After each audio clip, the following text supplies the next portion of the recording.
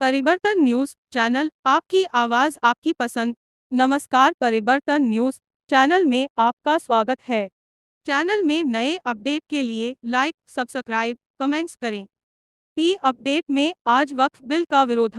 कोलकाता में संपत्ति बिल को लेकर कोलकाता में विरोध प्रदर्शन, बड़ा आक्रोश, मांग और मार्च। कोलकाता में वक्फ बोर्ड संपत्ति पर हंगामा बढ़ता जा रहा है। संशोधन बिल आने से पहले ही इसे अस्वीकार करने की मांग तेज हो गई है। एसडीपीआई यानी social democratic party of India ने पश्चिम बंगाल में विरोध मार्च निकाला।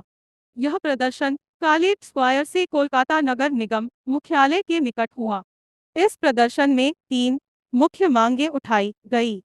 पहला, अल्पसंख्यक जातियों के लोगों की हत्या के खिलाफ आवाज। दूसरा, जाति जनगणना की मांग। और तीसरा, आरजी कर हत्याकांड में न्याय की मांग। प्रदर्शनकारियों ने जोरदार नारे लगाए, हम सभी अपराधियों के लिए सजा चाहते हैं, हम सभी मरीजों का इलाज चाहते हैं। उन्होंने कहा, हमें अखलाक से लेकर साबिर मलिक सभी के लिए न्याय चाहिए। वक्फ विधेयक केवल मुसलमानों की संपत्ति पर कब्जा करने की साजिश नहीं है, बल्कि यह पूरे समाज के कल्याण के लिए दान की गई संपत्ति को हथियाने की रणनीति है।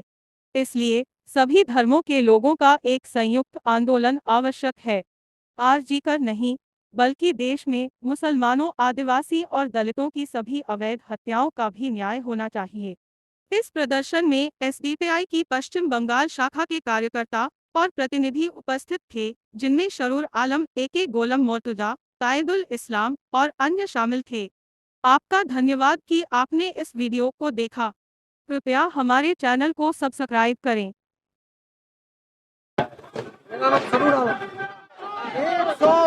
लगभग 100 के करीब में हमारे मुसलमान भाइयों को मारा गया, लिंचिंग किया गया।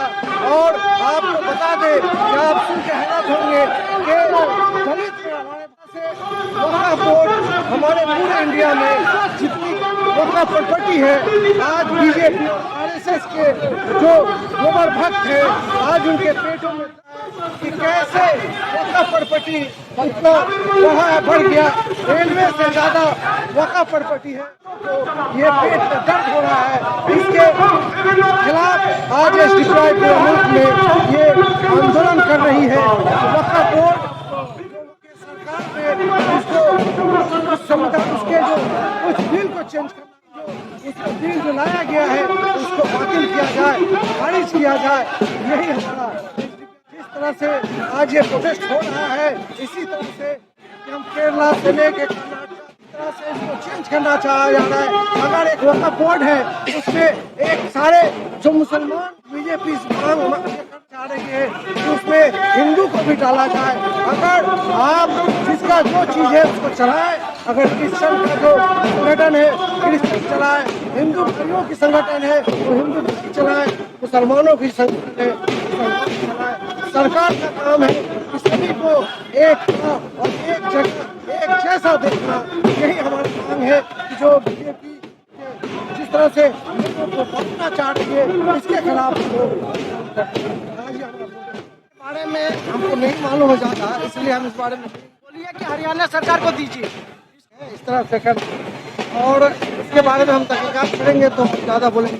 एक ही नहीं है, कहीं पर भी अगर किसी को मारा जाएगा, किसी को हाथ तोड़ा जाएगा, किसी के रीढ़ का हड्डी तोड़ा जाएगा, किसी का गर्दन का हड्डी तोड़ा जाएगा, उसका तो जारी चिल्लाएगी, आवाज देगी। क्या पूरे हॉस्पिटल का काम बहरा हो चुका था? बहरा यही समझते हैं कि जितने भी हॉस्पिटल में जो जिम्मेदार हैं वो सारे इसमें पूरी तरह शामिल है। कई लोग बहुत बुरी तरह से इस हॉस्पिटल में वो हमारी बहन को मालूम हो चुका था कि इस तरह से कुछ हो रही है, उस पर दबाव दिया जा रहा था कि आप कहीं पे ना बोले। हम लोग जितना समझते हैं, अगर वो अपनी बातों पे अड़ी रही और उन लोगों ने हमारी बहनों को, हमारी बहन को मार दिया लोग, इसीलिए कि अपने आप को बचने के बारे में भी हमको जानकारी नहीं गए हैं। लेकिन सरकार को तो समझना चाहिए कि सरकार अच्छी तरीके से उस पर कार्रवाई करे और जो होना चाहिए उस तरह से हो, उसको बचाने की कोशिश। वो कहीं भी जा सकती है, वो अपनी बातों को एसडीपीआई जाएगी क्या? ऐसा हम लोग जरूर जाएंगे उनके पास, और जाने के लिए हमारी बात भी चल रही है, इसलिए उस पर हम लोग उस पर गौर फिक्र करेंगे। একেএম গোলাম মর্তুজা এসডিপিআই স্টেট সেক্রেটারি পৌরপ্রার্থী তাদের পরিবার ধরলে প্রায় কোটিখানেক তারা আজকে সাফারাত আজ ওবিসি নামে আজকে যে সার্টিফিকেট বাতিল করতে চলেছে, বাতিল করার ঘোষণা করেছে রাজ্য সরকার গাফিলতিতে, সেই কারাকার রাজ্য সরকার সম্পূর্ণ দ্বারস্থ হয়েছে। সত্যিকারের আন্তরিকভাবে এই ওবিসি সার্টিফিকেট বাতিল করার জন্য তারা সিনিয়র অ্যাডভোকেট থাকবে, তাকে বল থাকবে যেই সমস্ত সুপরিকল্পিতভাবে সেই সার্ভিস ব্যবহার করতে হবে। আজকে দাবি হলো আজকে যে আমরা দেখছি সারা জায়গায় আজকে প্রতিবাদের নাম করে স্বাস্থ্যকর্মী মৌমিতার যে হসপিটাল নিহত হয়েছে, হাজারো মৌমিতা ইতিমধ্যে এই মাসের মধ্যে আমরা মৌমিতার বিচার চাই, অবিলম্বে বিচার হোক। তারা মৃত্যু দিয়ে ছেড়ে যাচ্ছে, তারা আজকে পরিষেবা পাচ্ছে না। আমরা চাই যে আমার বিচার স্বাস্থ্য পরিষেবা বহাল থাক, এই আমরা আন্দোলন নেমেছি।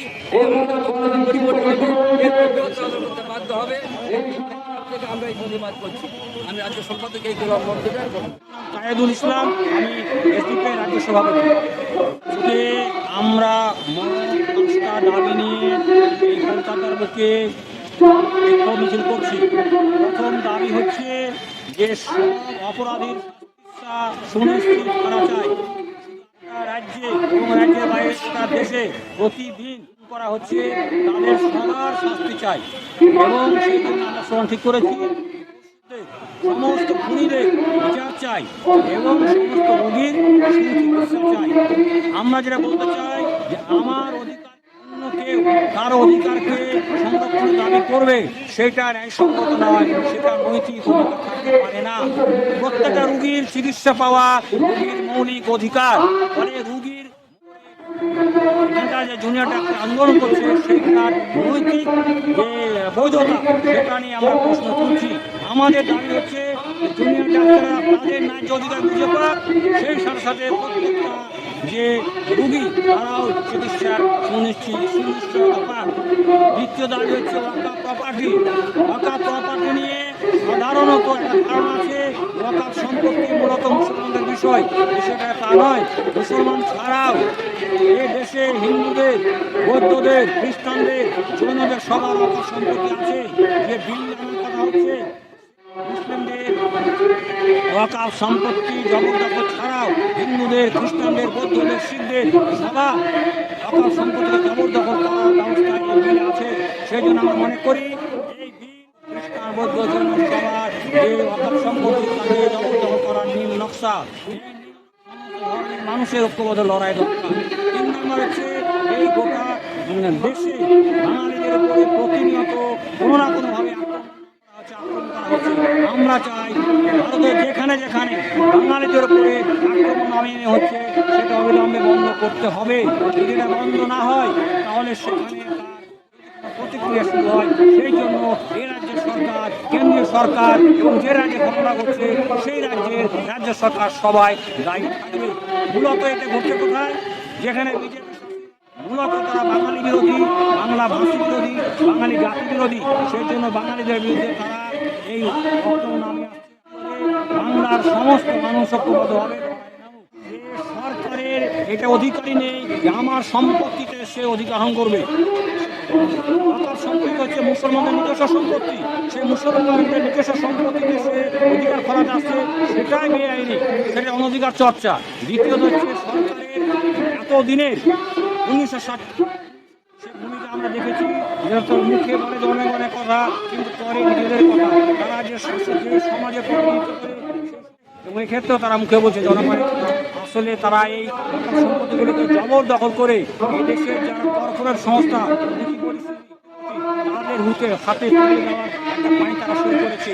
কারণ জনসম্পত্তি যাদের তারাকে যদি সুস্থভাবে ব্যবহার করার সুযোগ দেওয়া যায়, মুসলমানেরা আজ পর্যন্ত সম্পত্তি ব্যবহার করছেন না। কেন পাচ্ছেন? এই জন্যই সব জায়গাতে সরকার হস্তক্ষেপ করছে বলে। পরে এটা সরকারের বিভিন্ন রাজনৈতিক দলের হয়ে যে সমস্ত মুসলিম বলতে চাইছে এরা মুসলিম সমাজের প্রতিনিধি নয়। নির্বাচনের মাধ্যমে যে নির্বাচন হয় সেটা মুসলিম সমাজের প্রতিনিধি নয়, সেটা হচ্ছে যে দলের হয়ে তার প্রতিনিধিত্ব করে, যে দলের হয়ে তার প্রার্থী হয়, যে দলের হয়ে তার নির্বাচিত হন, সেই দলের প্রতিনিধি। কংগ্রেসের মুসলিম এমএলএ হচ্ছে কংগ্রেসের নেতা, মুসলিম সম্প্রদায়ের নেতা নয়। সিপিএমের মুসলিম এমএলএ হচ্ছে সিপিএমের নেতা, সেটা মুসলিম এমএলএ সমাজের প্রতিনিধি। তৃণমূলের নেতা তারা মুসলিম সমাজের, ফলে তাদের কোনো এখতিয়ার নেই, তাদের কোনো ক্ষমতা নেই, তাদের কোনো যোগ্যতা নেই যে তারা সেই যে দলের তারা এমএলএ এমপি সেই দলের বিরুদ্ধে কথা বলে। ফলে সেই দলের যে দৃষ্টিভঙ্গি সেই দৃষ্টিভঙ্গি আমাদের সংবিধান অনুযায়ী, আমরা যে কথা বলছি সংবিধান অনুযায়ী, সংবিধান বলছে ওয়াকফ সম্পত্তি যে সমাজের সেই সমাজের কিছু সম্পত্তি, কিন্তু সরকার যেটা করতে চাইছে সংবিধান বিরোধী, সেই জন্য সরকার সংবিধান পরিবর্তন করতে চাইছে। मेरा नाम मोहम्मद जलील अंसारी। तो ये परिवर्तन जो सरकार ला रही है, ये गरीब जो खा रही है, तो गरीब का रास्ता ये नहीं है ये, बल्कि जो परिवर्तन सरकार जो करना चाह रही है इसका नियत में खोट है। ये एक किस्म का काला कानून है जो गवर्नमेंट काला कानून के जरिए मस्जिद को ये अपने अंदर कब्जा करने चाहती है। इसलिए गवर्नमेंट ये कानून निकाल कर ये मुसलमानों खास करके नुकसान पहुंचाने की कोशिश कर रही है। बराबर आप देखते होंगे बीजेपी हुकूमत जो है, देखिएगा गुरु माने कब्रिस्तान के नाम पर, मस्जिद के नाम पर, कभी देखिए अजान के नाम पर, नमाज पार्क में पढ़ा जाता है उसके नाम पर मुसलमानों पर एक बराबर किया जाता है। इसका नियत ही है मुसलमानों को नुकसान। We reject the Waqf board bill 2024, हम लोग रिजेक्ट करते हैं, तमाम आवाम भी रिजेक्ट करते हैं। लोग भी गए हैं, उन लोग भी विरोध में है, लोग भी बोल रहे हैं कि ये कानून को खत्म करना चाहिए, खत्म करना होगा। कानून में ये लोग अपना एडवाइस दिए हैं, ये कानून निकल रहा है, तमाम माइनॉरिटी का ये एडवाइस है गवर्नमेंट को, सरकार को, कि इस कानून को जो है हमारी आपका बलिस्टर असदुद्दीन की भी जुबानी सुना है, वो भी एक मिनिस्टर है, बलिस्टर है, उसका भी वीडियो है हमारे पास में, उसकी जुबानी सुना है कि इस कानून काला कानून से इरादा है ना, आदमी तो इरादा समझता है ना, इरादा में इसका कुछ काला कानून जो निकाल रहा है, ये इरादा ही इसमें तरमीम करने के बोल रहे हैं। जो कानून पास करना चाह रहा है गवर्नमेंट, उसमें तरमीम करना चाह रहा है कि इसी ढंग से कानून अगर टोटल ही पास हो, जो गवर्नमेंट अपना तरमीम दिया है उसमें टोटल नुकसान है, उसमें तरमीम करके कुछ इधर उधर करके अगर पास किया जाए तो देने का एक बहाना है, समझे, ये बहाना ये बाजी करके बल्कि उससे उसको भी कल छीन लिया जाएगा, उसको भी नुकसान पहुंचा दिया जाएगा। वादा किसी हिसाब से नहीं है, ये एक झूठा बोल के फंसा के ये काम करना चाह रहे हैं सरकार। अगर सरकार चाहती तो ऐसे भी दे सकती है, सरकार के पास रुपये का कमी है, किसी हालत में भी सरकार मदद कर सकती है, लेकिन वो वक्फ बोर्ड की जमीन लेकर हम मदद करेंगे, ऐसा नहीं हो सकता, ऐसा करेगा ही नहीं, ये झूठा है। हमारे प्रतिनिधि मालूमात हुआ है, ये लोग भी अभी जाएंगे, बातचीत हुई है, मीटिंग हुई है, मीटिंग में बात तय हुआ है, पास हुआ है कि हम लोग इस मीटिंग में शरीक होंगे। रास्ते से शुरू करेंगे ना, हम लोग तो रास्ते से आए हैं, रास्ते से शुरू करके विरोध करते हुए जाएंगे। विरोध तो करना ही, हर हालत में इसको मानना नहीं है, काला कानून को हर हालत में किसी कीमत पर हम लोग को मानना नहीं है। रास्ता में इससे ज्यादा होगा तो और हम लोग उतरेंगे। ठीक।